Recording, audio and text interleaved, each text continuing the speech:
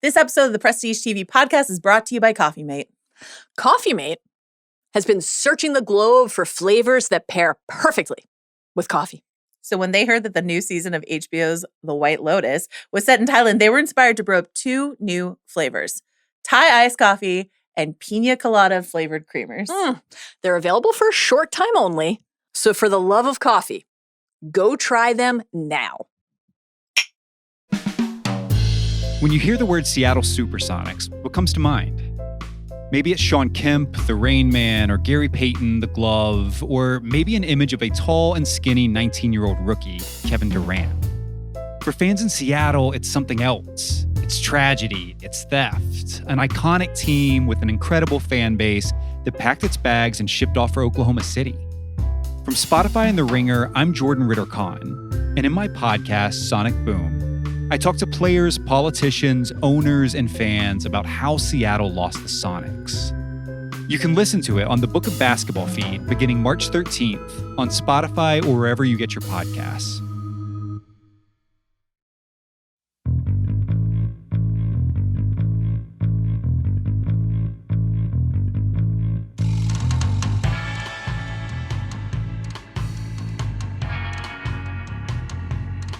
Hello, welcome back to the Prestige TV podcast feed. I'm Joanna Robinson. I'm Rob Mahoney.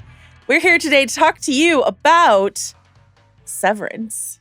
How excited are you to talk about Severance, Rob? I mean, flip my toboggan, Joe. Come on, let's get into it. It's the end of the week. This is always a joy for me on a Friday morning to talk to you about the latest Severance episode. We get up early. We do this early in the morning so we can get it out for you guys. This episode is called Sweet Vitriol. Written by Adam County and Casey Perry and directed by one Mr. Benjamin Stiller. And just to remind folks who are listening to this, if you want to hear more from Rob and yours truly, we're also covering White Lotus on a weekly basis. We certainly are. Bill Simmons, ever heard of him? Molly Rubin and I are also covering White Lotus on Sunday nights. And then a couple days later, Rob and I do it. Next week, we're headed back to the pit. So we're going to check in on our favorite doctors and all the trauma that's been happening in the week since we last checked in with them. Very trauma-heavy slate on the pit, I gotta say. And we still keep getting emails about this, so I will keep reminding you that Yellow Jackets is now being covered over on the House of Our feed. Molly Rubin and I are covering it, not this week, but usually week to week on the House of Our feed. We're covering Yellow Jackets over there. It was a very dense week over on the Ringerverse. So that is what is going on around the various feed. Sweet Vitriol, the name of this episode, Rob, is another sort of a condensed version of a name for ether. Yep. Sweet oil of vitriol is what diethyl ether, which we will talk about aplenty as we do this podcast. Have you partaken, Joe? Is that a recreational activity of choice for you? Guess what? I've never huffed a single thing in my life. I know. It doesn't seem not a pleasant, huffer. I gotta say. Whippets, paint thinner, ether. I'm out, I think. It's a no for me on huffing. If you're watching this on video, you may have noticed a Lumon sort of esque box behind me. Apple sent over, what is the memo that they sent me? It says Senior Refiner Audi Gifting Memo. So that is what they sent over. It's like a little fake vending machine. So if you're watching this on video, which you can do on the Ringer TV YouTube channel or on Spotify, we're going to do like not a full unboxing, but a mini unboxing a little later in the episode. Hopefully keep it audio friendly. So if you're listening, you can also enjoy that. But that is the plan today as we talk about this episode. Rob, how many emails did we get about our friend Miss Casey, aka Gemma, and which hand she prefers to write with?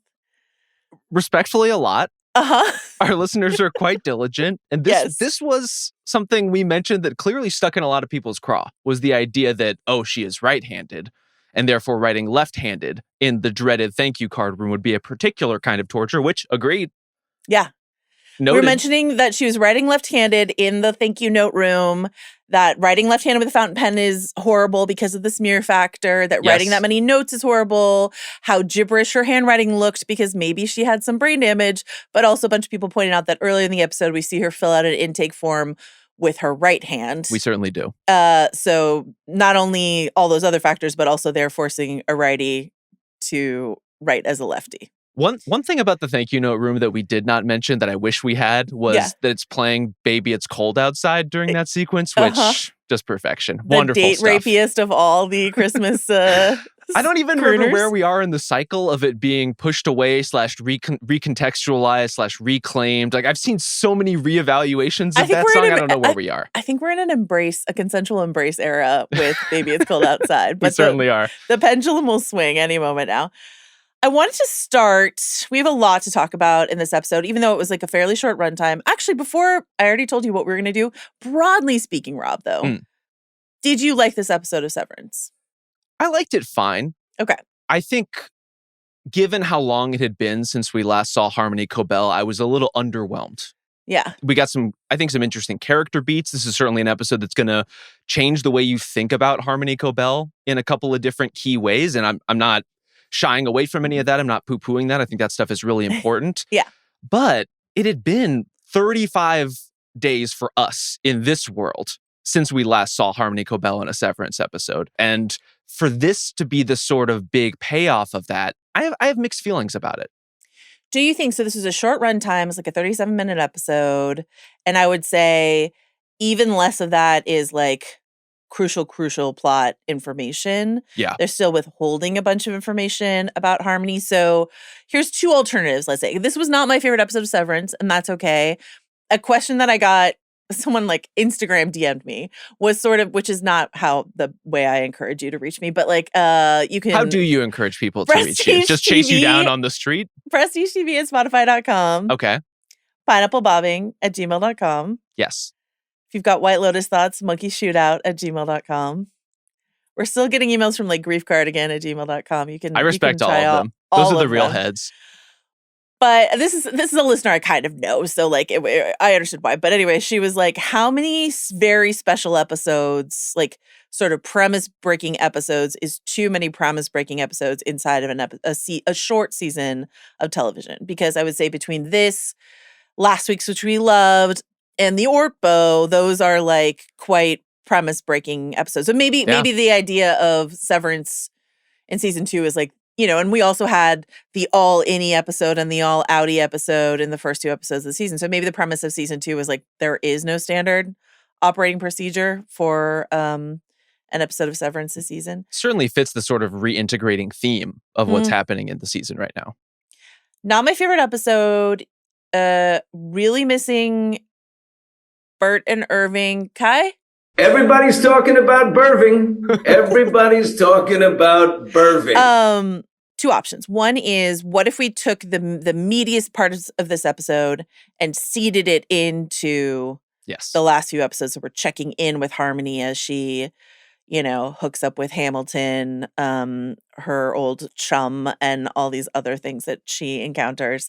Or alternatively, we have an even denser Harmony Cobel episode that is less withholding about, like, what if we get just like a full flashback? What was the life of Harmony Cobel sort of as she went through, child laborer to inventor of Severance? Like, what was that complete arc like versus sort of the, I would say, coyer approach that we got inside of this episode. So do you have like a preference between those two, or are you like, hey, it's not my job to tell someone how to run their TV series? It is not my job. But if I were to do such a thing, Joe, I would probably lean towards parceling out the Harmony elements of the story, or I think repositioning this episode within the season. And I think to do that, you'd probably have to change the way you break the whole season, because you can't go like Ortbo into the Harmony story. I think that kind of cliffhanger, that would be a pretty cruel sort of delay on kind of what's happening with Irving, for example. But to come off of specifically Chikai Bardo into this, you just feel the momentum of the season and how thrilled we were coming out of last week come screeching to a halt. Like, it feels like the show's slamming on the brakes in a way that can be contemplative, in a way that I don't like. I appreciate what they're trying to do in establishing and broadening this character and making us think twice about Harmony and the things she said and the things she's done and who she is in this world. It just feels like you're introducing an element of sort of narrative inertia at a time where you want to be driving forward. And to be very clear, I agree with everything you said. And to be very clear, I love Patricia Arquette, and she's awesome in this episode. She's so good, and I'm very fascinated by Harmony Cobel. So it's not like I want less Harmony. I think we're just having questions about the when and the where and the why of it. Yeah. Well, and the longer she's gone, I think the bigger her landing has to feel. And this felt important to character. It felt important to plot and mystery in some ways, although I think less so. I have to say, who created Severance, or did someone else create Severance, was not a driving mystery of the show for me, or something I was even all that interested in. I agree. On the other hand, I will say, and we're going to go back through some previous Harmony scenes and sort of like re-listen to some clips now knowing what we know about Harmony's role. And that's interesting to me because I did have a lot of lingering questions about what was her motivation for XYZ in season 1. And this helps with that a lot. And so, yes, I just assumed it was I just assumed it wasn't Eagan. And the fact that it wasn't an Eagan and it was this woman who gets treated rather shoddily given all of that information is opens the aperture on a character in a way that I really, really like. Let's talk about some of the guest stars in this episode. So, I want to start with Patricia Arquette, because reading the Reddit boards, it just reminds me that not everyone knows what a legend Patricia Arquette is. Where are these people coming from? Who are they? They're younger than we are. So, of course, she won an Oscar for Boyhood, and I would really recommend you check out that incredible project, obviously. Obviously, she's worked with Ben Stiller on Escape from Dannemora and an earlier film they did together. True Romance is sort of like my peak Patricia Arquette. What do you want to say about Patty, Rob? See, I'm of a slightly different generation, and I caught True Romance later in life. But a very formative experience watching Patricia Arquette in that movie. I think for a lot of people, just one of those characters who is so indelible, who is so like. I think that movie and that story just does not work without her being as perfectly charismatic and also sort of elusive as she is. Mm-hmm. And in some ways, that's what makes her work in Severance too. This idea that, she's like curled up on her mom's bed, breathing out of a musty breathing tube, and like my whole body is cringing, and yet I cannot stop watching her do everything that she's doing. She's a wonderful performer. And I think the things that help her embody Cobel at this stage in her career, you can find the through lines earlier. It's like it's all there in terms of these little threads of sort of ethereal or unsettling, or like she's just from a different place in time than the rest of us are. Yeah, and from the Arquette acting family, raised as like, a weird little hippie, is a very strange and wonderful person and a really strange and wonderful performer.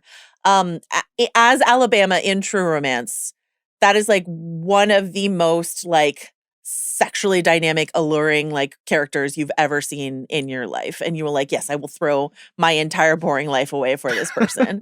Like that's the premise of that movie. And so there was the shot after she is, I hate that you use the word musty, but it's appropriate. After the musty situation, and we're going to talk about James LeGros in a second, but when Hamilton comes up into the bedroom and they have the moment on the bed, there's the huffing, and then there's also a smooch that, according to the official podcast, was unscripted. Okay. But it was funny, like right before the smooch happened, there was just this shot, she's got this like very severe hair, that the hair was Patricia Arquette's idea. She's older than she was when she played Alabama in True Romance, but there's just something so alluring about her. Her eyes are just like this really compelling blue that I was just like, I would smooch Harmony Cobel. And there's just something like bewitching about her that I find. Yes. I don't know. And I don't know if you need that larger Arquette filmography context for that, or if that works in isolation inside of this.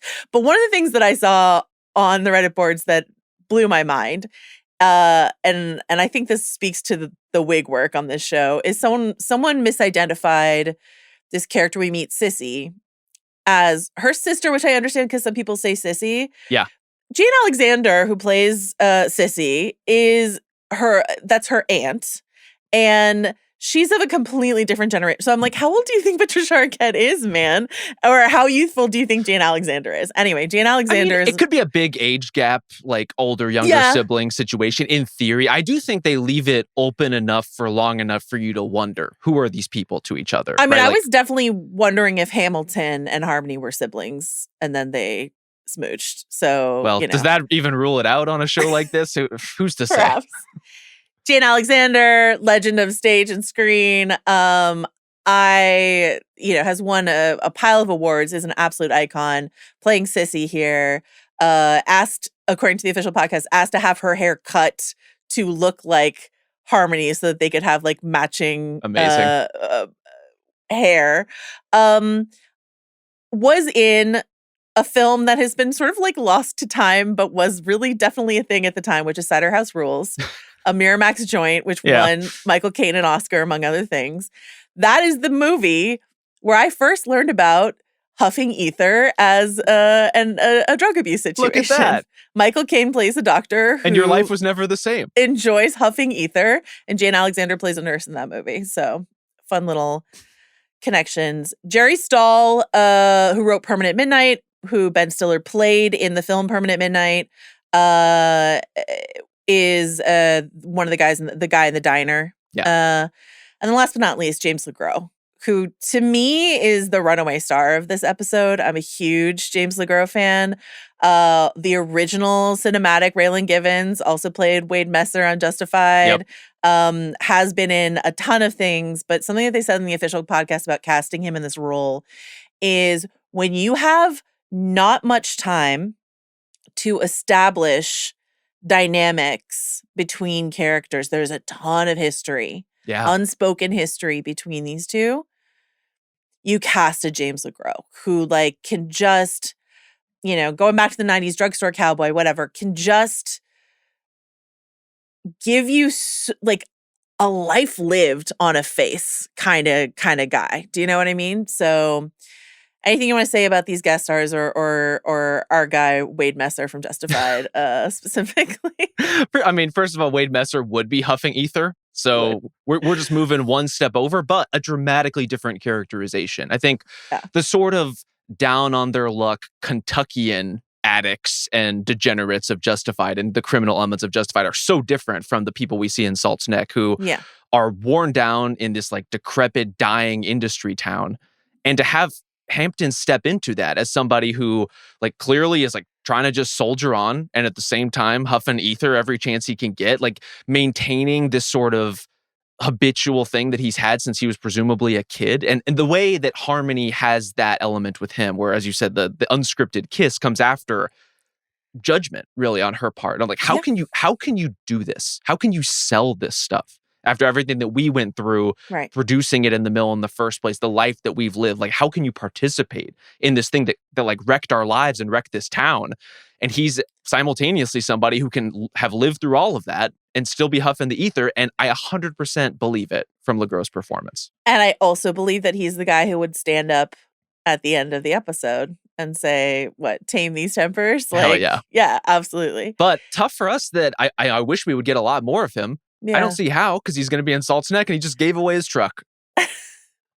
And unless, Lumon abducts him or something like That's that. True. But it sort of feels like a one and done for James LeGros. But if Hampton wants to ride again, I would support that. Anytime. All right, Rob, what do you feel like you understand about Harmony Cobel's life after having watched this episode? What are the key things that we learned from this episode? I think that, one, we knew that her mother was not a believer in the Kier cult. And I think we're kind of led along through this episode to think that Sissy is sort of her entry point into that world. And where she is working in the ether mill from a young age. She is like put into this pipeline with the School for Girls and eventually the Wintertide Fellowship. And we're seeing kind of all these elements of her backstory tied together. Mm-hmm. And then, of course, this idea that she, in fact, is the one who invented the severance procedure, or at least like designed the schematics that became what we know as Severance. Right.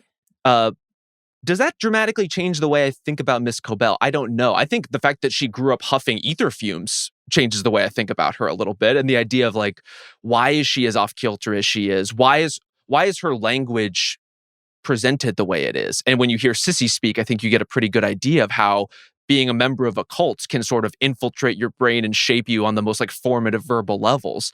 But to be honest, I was having a hard time sort of wrestling with the idea of the reveal of this episode and how much I thought it really changed, because it felt like a swerve. It felt like the kind of thing where I wanted to go back and revisit, as we're going to do today. Yeah. And then we got an email from a listener, Carrie, who put it in terms that I hadn't quite thought about yet, which is that we had been kind of thinking about Severance as a purely capitalistic idea, right? Lumon creates this thing so they can eventually sell it or, take advantage of their workers or create a whole new workforce or whatever it ends up being. And Carrie proposed the idea that like if Harmony was creating it as a means to basically escape the abuse that she had suffered as a child, right? Someone who had been in this system, who had been treated very cruelly, who had now had her idea stolen from her, that seeing that idea now used for purely capitalistic reasons probably, and used to hurt so many other people would be such a re-traumatizing event for Harmony over and over again. On the one hand, galling. On the other hand, and again, we'll go back through and sort of revisit these moments throughout the last 2 seasons. I kind of believe that she was still a true believer until the tiger ate her face sort of moment that happens. Yeah. The leopard ate her face. There it is. Okay.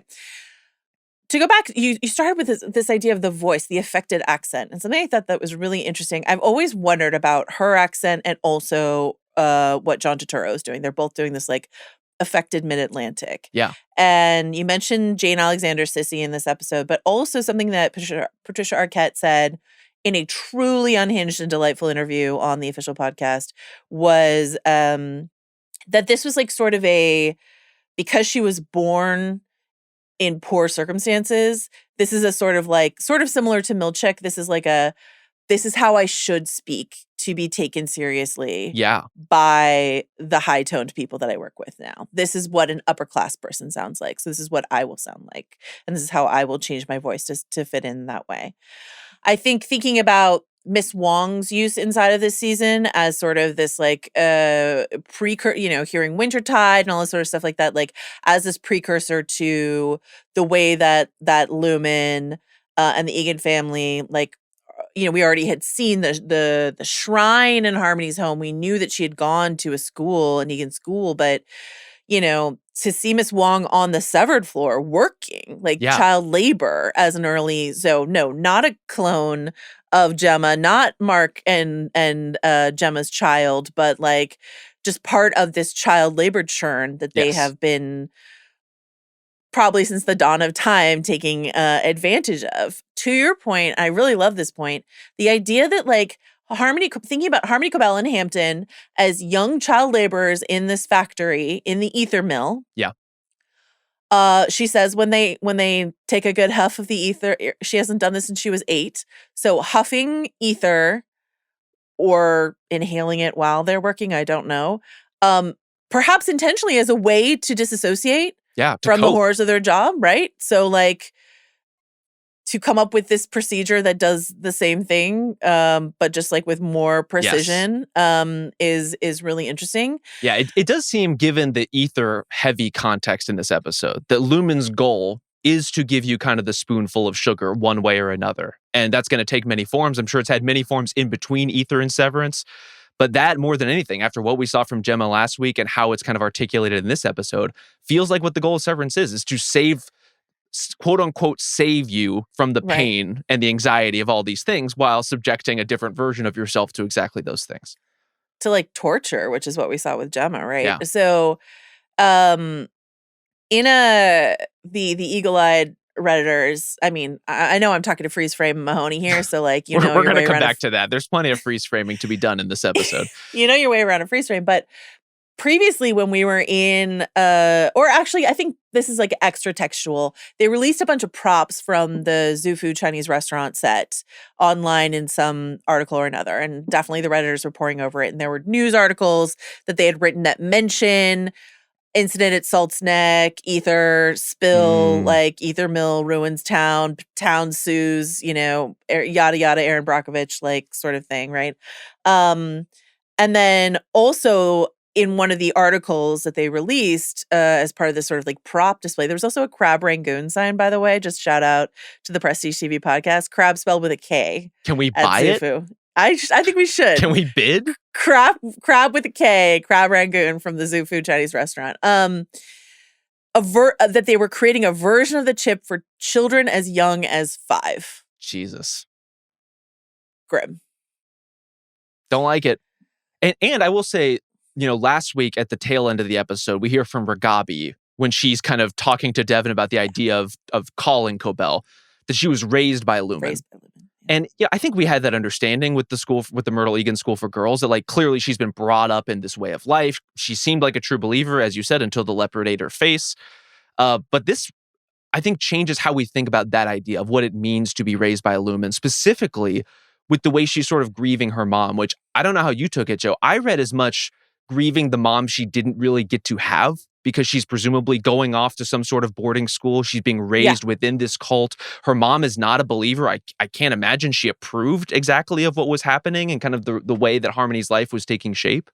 And didn't come home to see her at the end of all things because she was too busy sort of like with work and school and like wasn't allowed or whatever, but it still feels like a choice.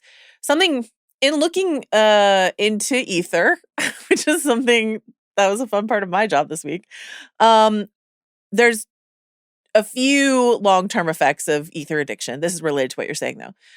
One is memory loss, right? Prolonged ether use leads to memory impairment, making it difficult to recall recent events or retain new information.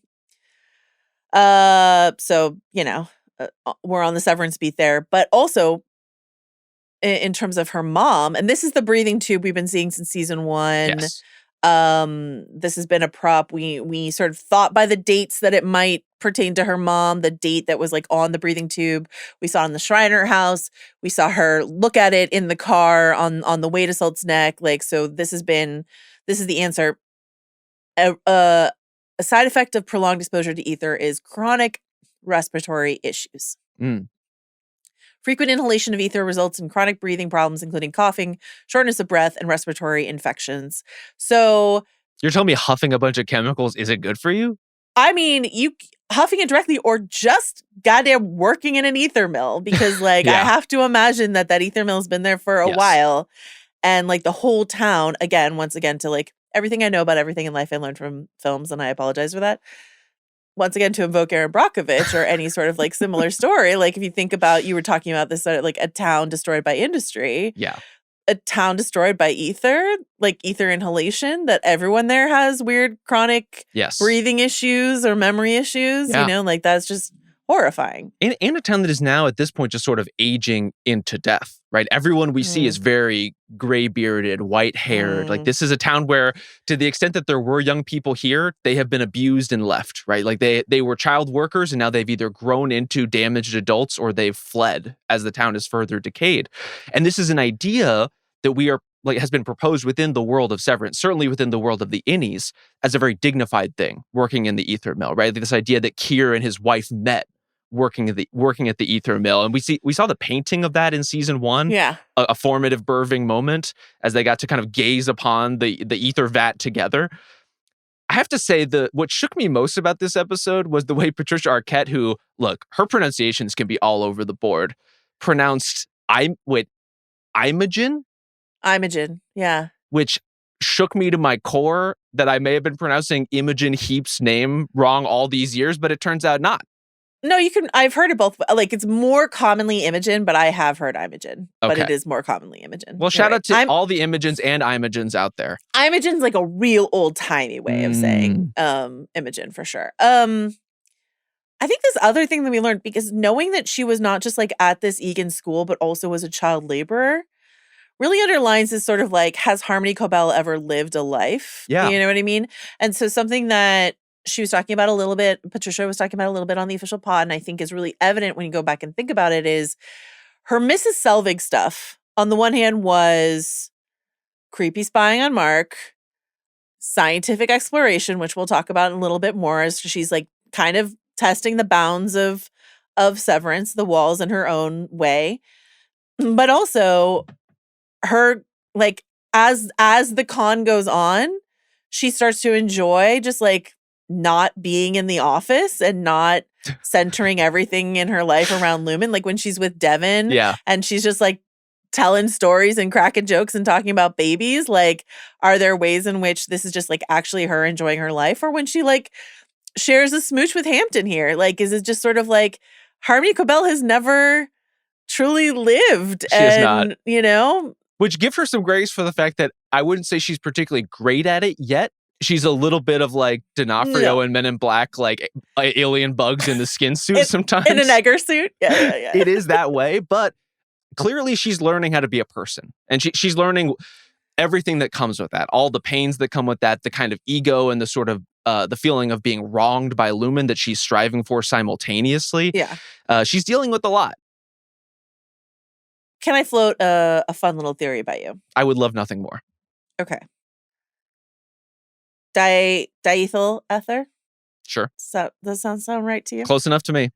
Pineapplebombing@gmail.com if I mispronounce that. Diethyl ether. If you take the first... Are we anagramming? 3 letters. Okay. And the last 2 letters. Mm-hmm. First 4 letters, last 2 letters. Smush them together.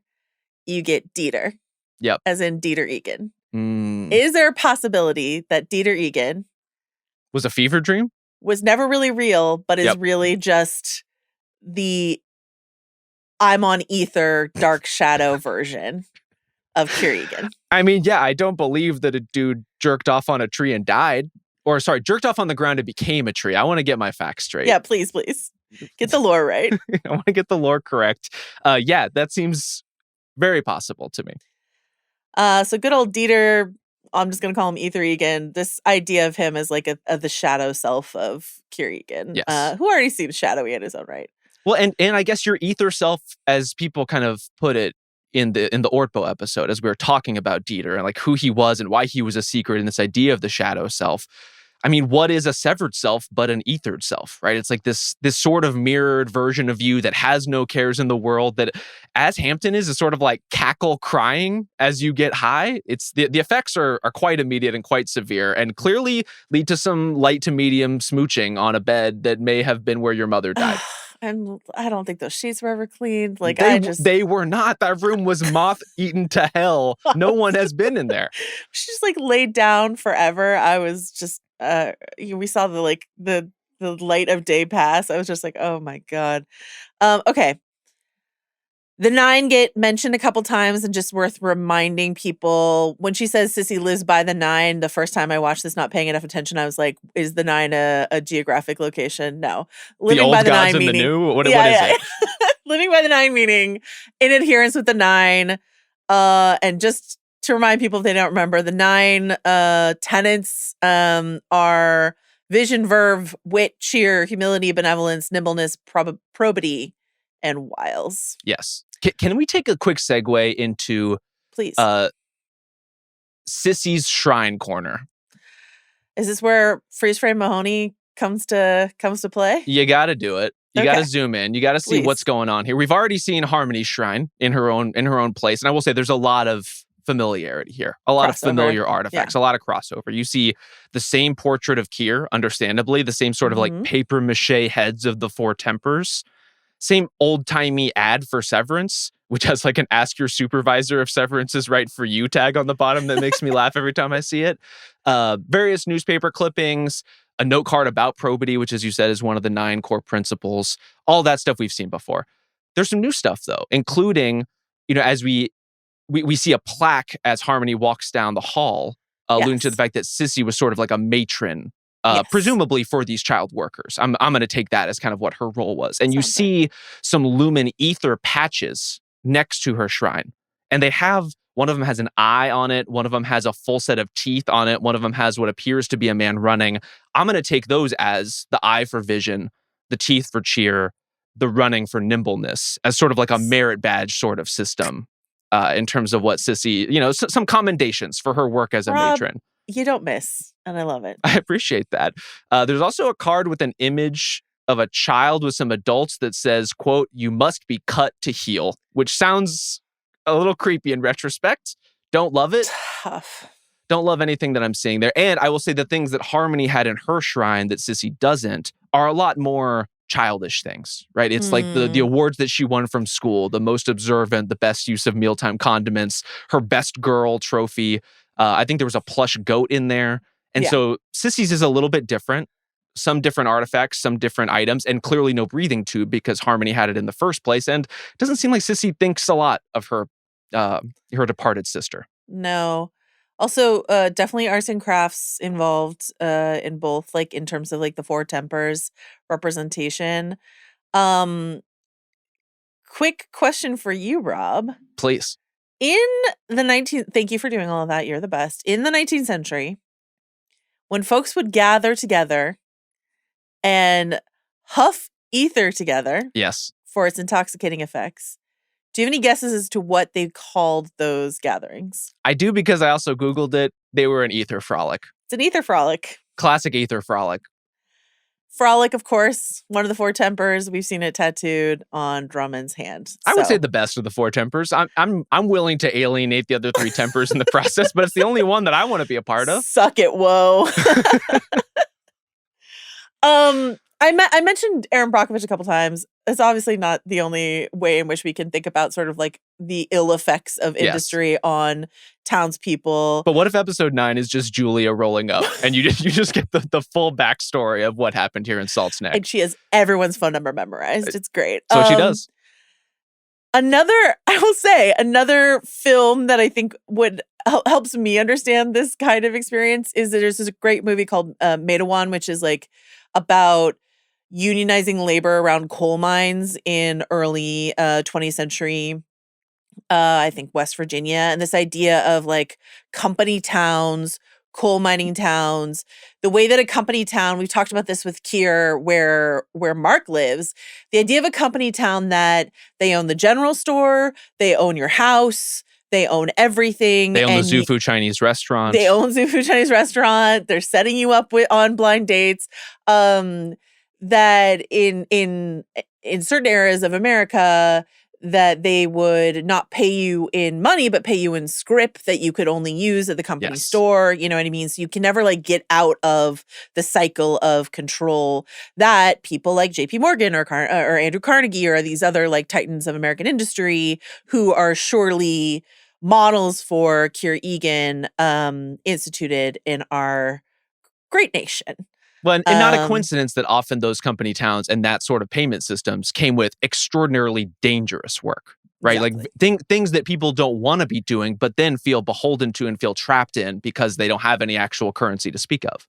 And the Midwest, we've talked about all the like Michigander sort of stuff, like thinking a lot about Detroit as a city that has been in a different sense, but sort of hollowed out by industry, where there was like the booming auto industry. And then as those factories shuttered, went overseas, whatever it is, that town, that city is rebuilding, but became something of like a ghost city for a while. There was like a streak of incredible horror films that were filmed in like the outskirts of Detroit because it just looked like abandoned. And that's no disrespect to any Detroiters who are listening, because there's like vibrant and very cool parts of that city, but there's also ways in which that city was forever changed by an industry that fed it and then abandoned it, without any, like, not even fed it, like milked it essentially for its labor, and then just sort of like left it high and dry. So, yeah.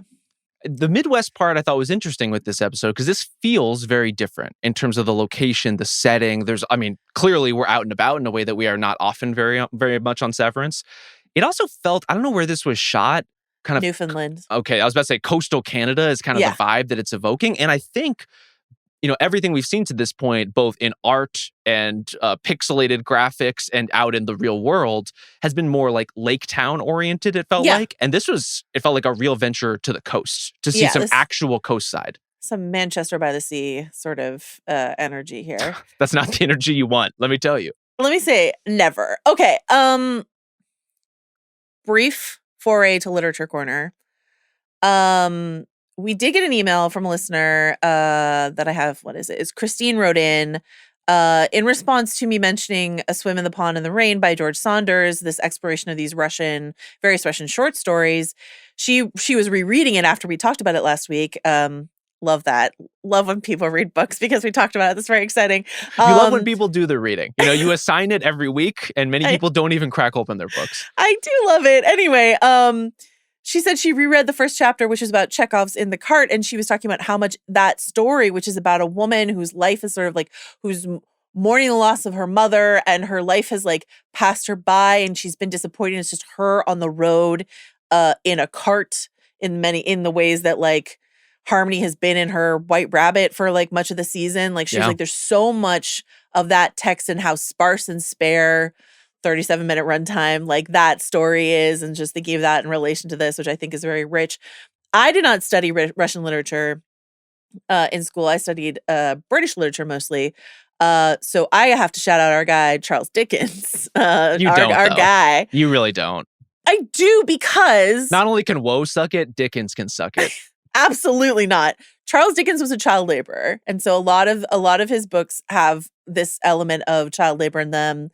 Something like David Copperfield, who works in like a bottling factory. Charles Dickens works in a boot blacking factory when he was a kid. And this idea of upward mobility and going back home again. So in David Copperfield or Great Expectations, this idea of like, you have elevated yourself in society. You have tried to separate yourself from your humble beginnings. And then what is it like for you to go home again and people to resent the airs that you've put on, or for you to be repulsed by your more humble origins and all that sort of stuff? That was very much, I think, in the mix for me inside of this episode. For sure. And also I think from Sissy's perspective, the deep disappointment in someone that presumably it seems like she had, at least after Harmony's mother's death, a sort of active hand in raising, and presumably like out on the warehouse or on the mill floor, like is in charge of Harmony in some ways. And you get the line about how she thought she was her beautiful flower, but she was just her weed. That line read was fantastic.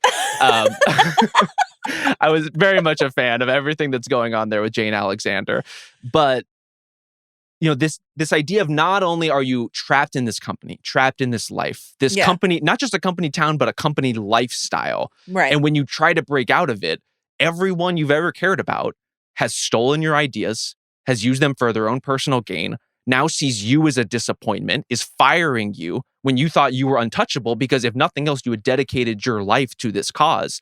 And now what are you left with if you're Harmony Cobel, other than your precious, precious schematics that will prove I don't know to who, but even if I did have them, I wouldn't hand them to Sissy when she's standing by a fire. I will tell you that much. There are two things that happen this episode among, whatever else. There are two things that I'm just sort of like, really? One was her handing the schematics to Sissy standing right in front, who had just put another log on the wood burning stove.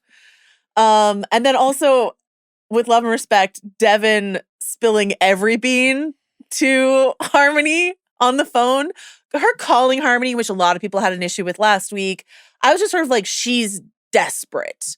Her brother is potentially dying. She will do anything to try to get help. That I understood. Her telling Harmony that's generous, everything on the phone. Yeah.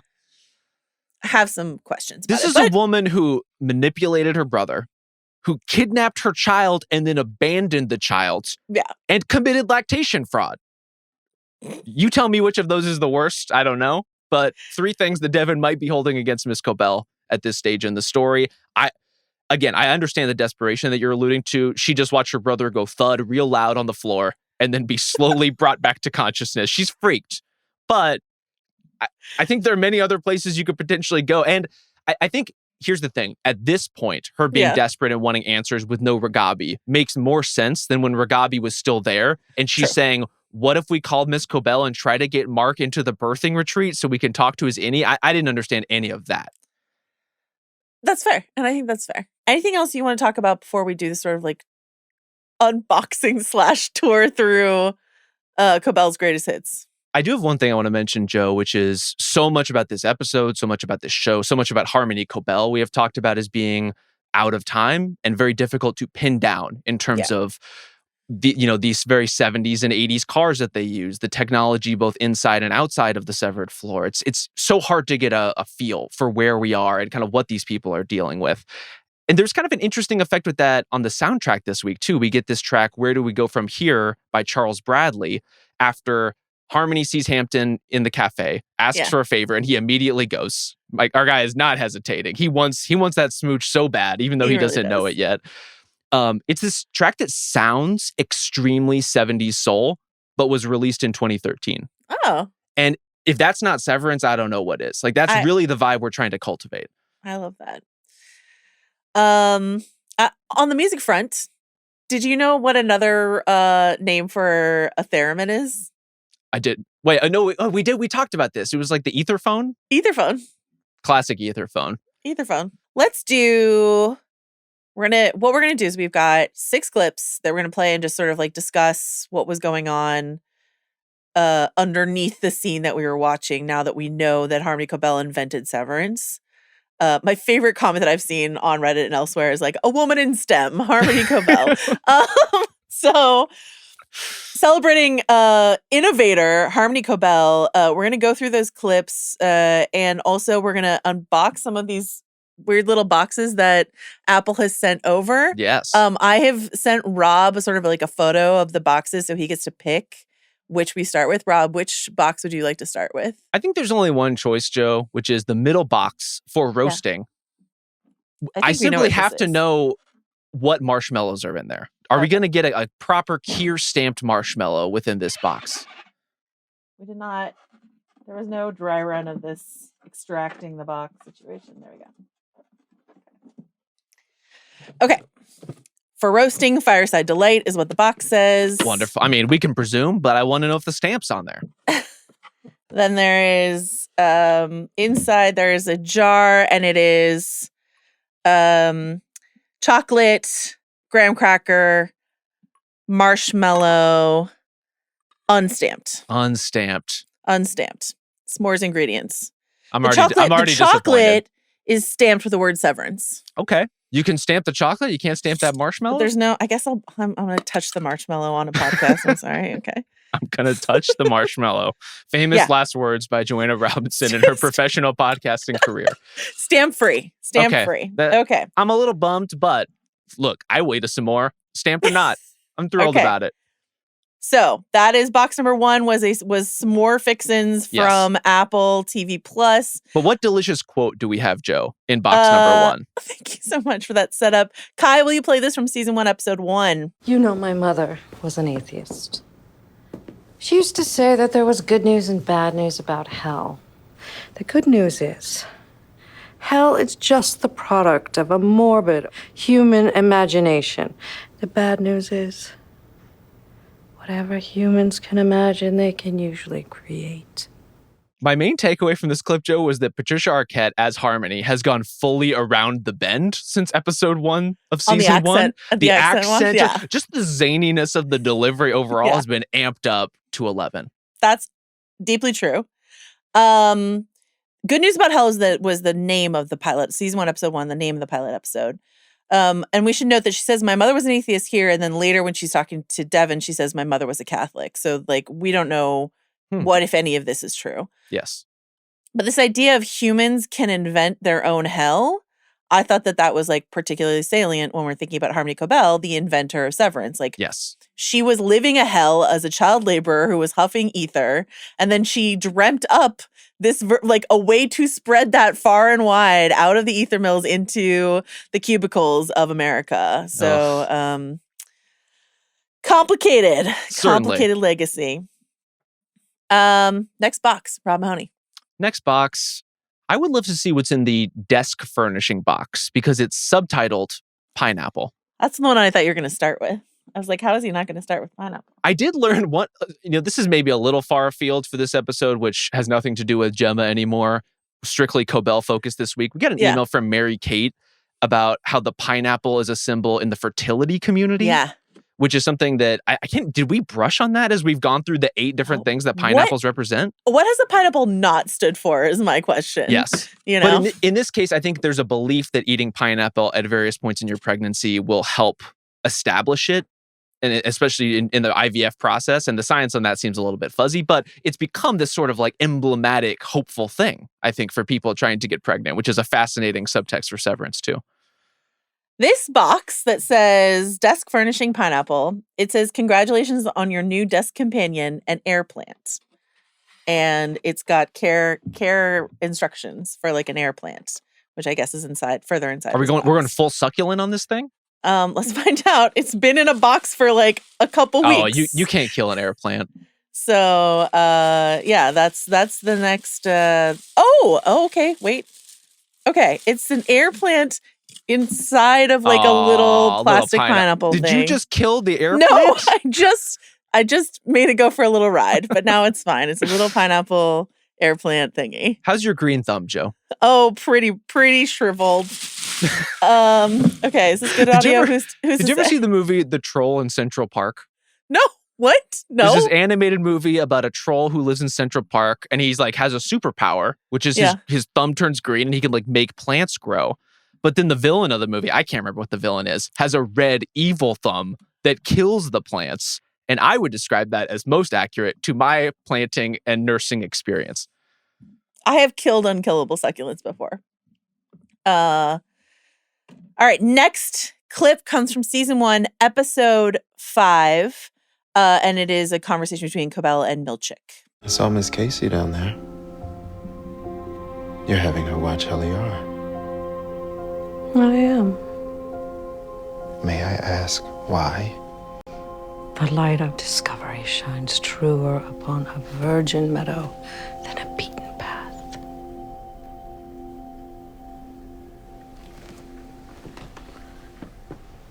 I'm trying something new with Miss Casey.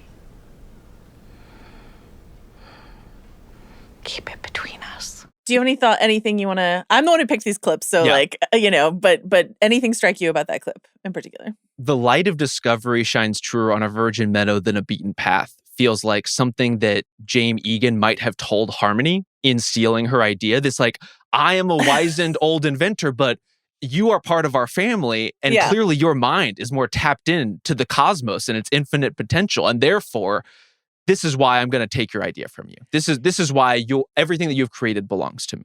I love that. It should be noted that in the closed captioning there are quotes around that part, and so like it's fascinating. It's true. She's like I think often quoting Eagan scripture essentially in the first season. So yeah, that whole light of discovery Eagan bullshit thing.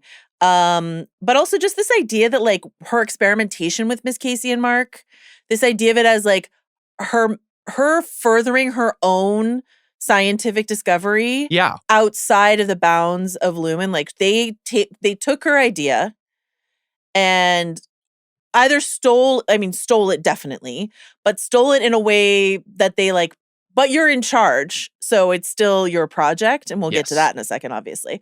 But also no further experimentation from you required. Yeah. And her inquiring scientific mind is like, no, I want to steal some scented candles and leave them in the wellness room and like all these other things that she does with Mark and Miss Casey, sort of running her own scientific experiments because she is a science-minded person. Yeah.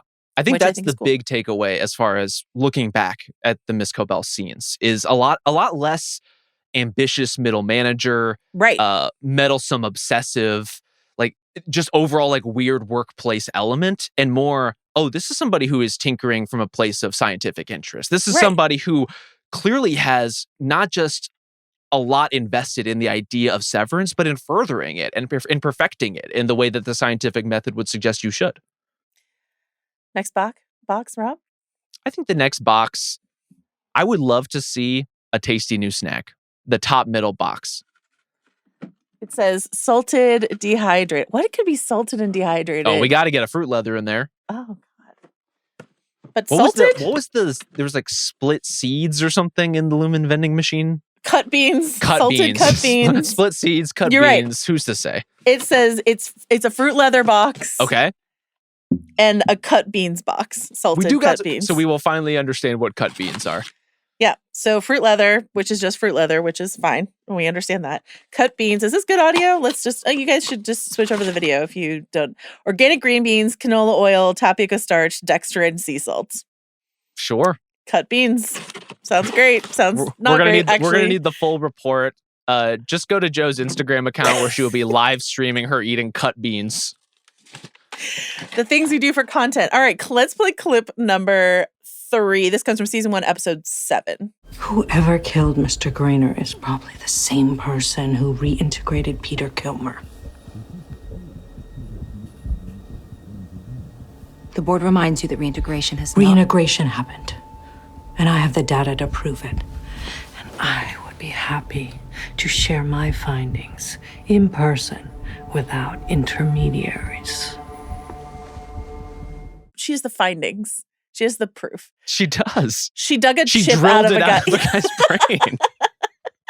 What more proof do you need?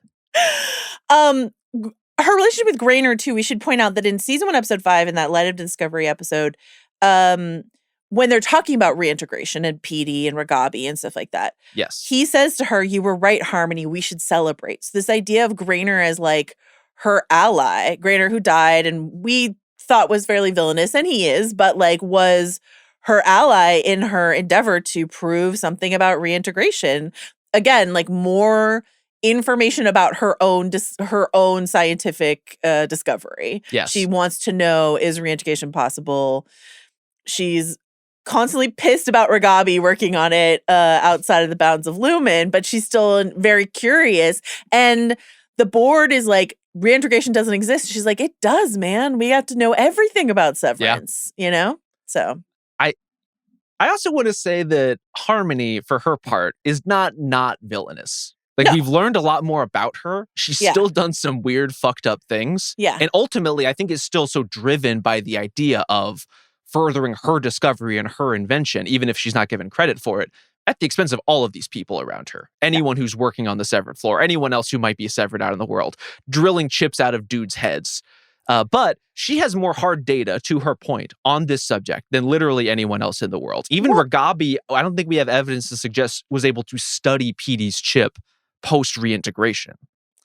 Harmony's freaking wearing around her neck like a total weirdo. She's villainous the way that Milchick is villainous. The way that like all of these people who are sort of abused by and still working for Lumon. And so like Helena as well, I would say. All these people who are sort of like used and abused by the company. Yeah. But are furthering the company's aims nonetheless. Like you can that be is sympathetic and villainous at the same time. In fact, I would prefer if you are. Or someone who's due for a face turn, which it kind of feels like is where we're heading with Harmony. The only option, really. We're wrapping up our season 1 clips, but one more box quickly before we do that, Rob. I would love to hear auditory pleasure, because I don't know how you would capture such a thing in a box. My guess, based on like weird random swag I've gotten in the past from various people, is that this is like a portable speaker. Okay. I did not say that into the microphone, that this is a portable speaker. They love a portable speaker. That is like one of their favorite things to send. Oh no, it's AirPods. Hell yeah, Joe. We're Guys, just flexing out here. Swag life is very weird, and I just need you to know that. But it is AirPods, just a random AirPods box. So these things are roughly equal. You know, a pineapple air planter, a marshmallow kit for some s'mores, and some AirPods, all of roughly equivalent value. I feel really embarrassed that I thought all of this was going to be nonsense stuff. I feel embarrassed that there was like an actual high value thing in there. Let's play the season 1, episode 8 clip of Harmony Cobel getting fired. It has been decided that you be suspended from your position effective immediately. You are fired. Oh, fuck off, Natalie. Is the board even there?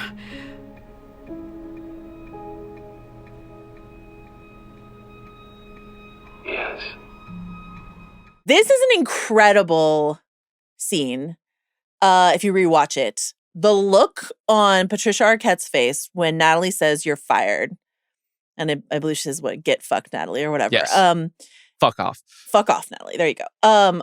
The incredulity in her face of like, I invented Severance and you, Natalie, a functionary, are firing me. Yeah. And then she's like asking if the board's even involved, because surely the board wouldn't fucking do this to her. Of course not. Then we hear from the speaker on her desk. And then the way it's shot, it's like she's sitting behind Natalie. She's like out of focus. She like veers around Natalie's shoulder so that she comes into focus and like sees the speaker and is like, and then tries to collect herself and tries to talk to the board, but they're already gone. It is, again, she is a villain. I'm not trying to like apologize to her, but watching her get fired, knowing that she invented Severance and they built this entire thing around her invention and then they're firing her. Watching the leopards eat her face in real time is just like, it's tough. It's tough. I don't want to watch leopards eat anybody's face. No. I also will say, I love the way they shoot the board audio box, the speaker box. Yeah. just because they treat it almost like a character and yes, like people in the room are sort of craning around, like staring at this box, waiting for the barest of possible responses. Exactly. And one of the things that stuck out to me, Joe, in revisiting some of these clips, including some of the ones we're still going to get to, is this idea that because James Eagan blatantly ripped off Harmony's idea, at least it seems at this point, took it, co-opted it, made it his own, the legend is now that he created it. Right. And we do see a photo in her yearbook for the Wintertide Fellowship of him handing her the trophy in which the schematics have been stashed. So clearly they had some kind of actual relationship. And at this point, there's just so many vibes in which it seems like he's decided he never wants to be in a room with Harmony Cobel ever again, and ever have to explain himself or apologize or contextualize or make any kind of concession to this woman who he has just exploited through and through basically for her entire life. Some real Watson and Crick shit. All right. And before we get to our next clip, what's the second to last box you want me to open? I would love to see Stress Control, subtitled A Squishy Friend. This has got to be hopefully a very, very inexpensive, cheap stress ball and not another high-priced item. One can only hope. It's a stress cow that says Lumon on the side of it. Joe, that is not a cow. Oh, it's a goat. Oh my God, I'm so sorry. It's 100% a goat. That's so embarrassing. It's definitely a goat. It's got a little beard. We got to get you out to Salt Snack. You got to interact with some real people. It's a goat. Obviously, it's a goat. What else could it possibly fucking be? A Lumon branded stress goat. Okay, let's play season 2, episode 2 clip, please. It cost me dearly. It did. And still you proved your loyalty tonight. Which is why we'd like to ask you back.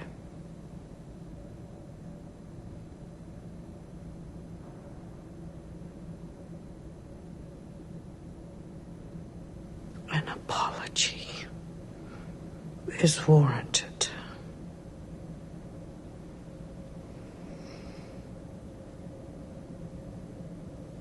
I apologize.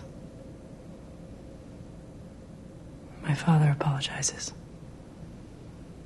The board apologizes. We've treated you poorly.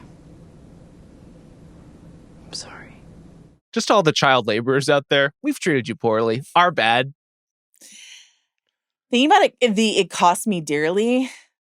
Thinking about like her mom. Yes. You know, we already clocked this as like just like a bullshit, I don't mean it apology from Helena. Of course. But I guess the question, and this goes to like the next clip that we'll listen to as well. We don't know if Helena knows that she invented Severance. In fact, there's every indication that perhaps she doesn't know. But it is still the galling nature of having to listen to this from Helena of just like, you know, and what there's a longer scene inside of that clip, obviously, that like, you have no choice. You need me. You fear me, you know, and Helena says, we fear no one. But just sort of this idea of like, she's like, I invented this shit. You can't get rid of me. You need me for this, is sort of underpinning all of that. One thing that I do like about this particular reveal for Cobel is that we've already had the moment of revisiting a lot of Helena's scenes. You know, now that once we figured out that she was an Eagan, you can rewatch season 1 and you can understand some of the context a little better. You can understand the sort of like my company, your company thing that's happening between Harmony and Helena, or Helly at that point, even though she doesn't know she's Helena. Yeah. And now that takes on a totally new flavor when you know that her company was built on your work and your ideas. And so the kind of wrestling within those scenes for meaning as we get reveal on reveal on reveal, that I have a lot of admiration for. Last but not least, one last box, one last clip. What's the best box remaining? We have enhanced decor.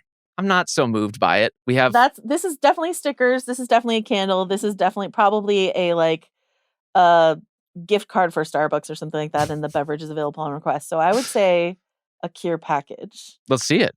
Whatever that is. Ambiguous. Okay.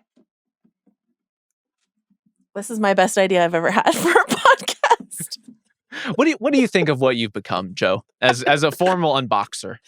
I I misidentified a goat as a cow. A goat, a very important part of Severance is a cow, so not great. Oh, it's a box for the AirPods that they put in this thing. As you live your life of luxury over there with all of your swag, you must protect it. Okay, not that it matters, but I will not be keeping these AirPods. I will give them to whichever person who's working here today wants them, because I can't wear AirPods because they fall out of my ears. So if that helps anyone from not like thinking of me as you were so close to being benevolent, and then it was like, oh no, I can't use these.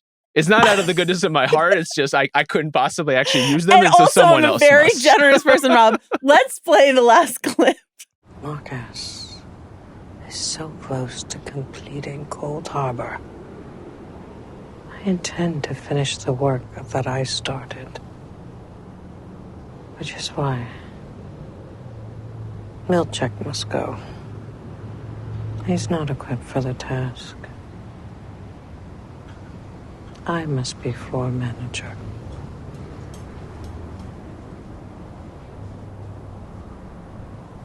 I hear ego. Hubris. Arrogance. Kier teaches us they only cause pain. Everything I accomplished, I earned. Through dedication and industry. Not because I was born into it.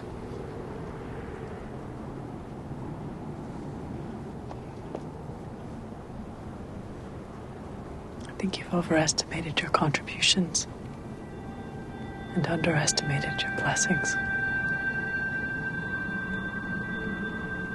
We didn't have to ask you back. How dare you, lady with a fake MBA, say this to a woman in STEM? We covered the gall, this Nepo baby conversation before, obviously. That was all already there. But hearing you overestimate your contribution is quite tough. Also, like, Harmony saying several times, I need to finish what I started. I need to finish what I started, and we're like, oh, what she started on the floor. No, what she started by coming up with Severance in the first place. So what she started with her thruple imaginings with the various marks. Yeah, exactly. And like this scene too is preceded, we should say, by Harmony's first instinct is to drive to Salt's Neck. Correct. And then she turns around and comes back to Lumon to have this conversation and to make like one last pitch, basically, furthering the idea that you put forward early on this pod, Joe, that like she is a true believer. Like she wants to be a part of the machine as much as anything. Like she wants to continue living the Kier lifestyle. But at this point, they just are like refusing to not only respect her, but even give her the bare minimum of having her old job back. And I don't know if you've ever heard this expression, but hell hath no fury like a woman scorned by her industry, religion, boss daddy. And that old chestnut. That old chestnut. And that's where we find Harmony Cobel, scorned by the religion that she believed in, by the company that she gave her entire life to. And hopefully out for vengeance or out to sell out, Mark and Devin for a chance at her job back. I don't mind that either. Could go honestly. either way. Yeah. It could go either way. What is your read at this point on whether Helena Eagan knows that her father did not invent Severance? I don't think she knows. There's so much she doesn't know, That conversation she had at Zufu with Mark, where she's like, I know everything. I'm at the top of my company. And it's just like more and more like apparent to me that she's kept completely in the dark about everything. She definitely could be. I think one thing that I'm so glad about in retrospect is during the overtime contingency, you get that exchange between James Eagan and at that point, Helly R in Helena's body, like posing as Helena. And so when James tells her this memory of like showing her the prototype for the Severance chip when she was a child, right. Helly has no means to dispute that. Even if she knew that, even if Helena knows the truth, Helly wouldn't know the truth that James didn't actually invent it. And so it's yet again one of these scenes where we're left like grasping at straws as to who knows what and when and what is true to whom.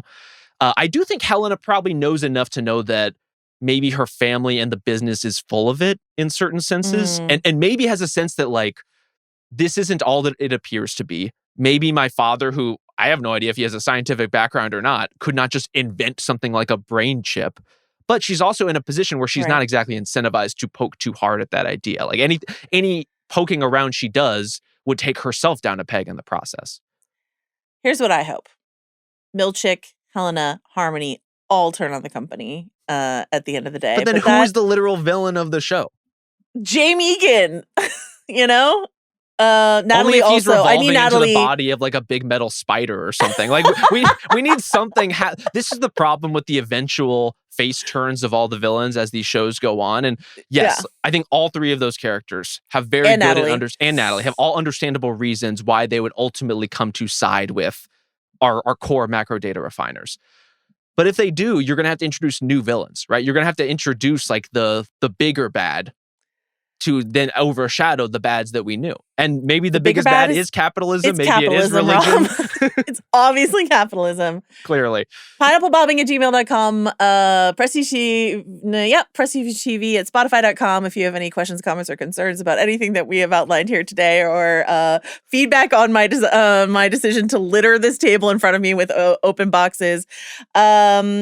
We'll be back with more White Lotus coverage. Thanks so much. This has been so fun. We only have a couple more episodes left. You guys have been like really crushing it with the Severance emails, the Severance theories. The Prestige TV feed is like really, the joint is jumping and it's been really fun. We will be probably our plan is to do sort of like a live Severance theory pod, and I'll give you a little bit more information about that the closer we get to it. But I just wanted to put that on everyone's radar that Rob and I are going to do sort of like a before the finale live speculation fun thing. And that's it. We'll see you soon. Bye.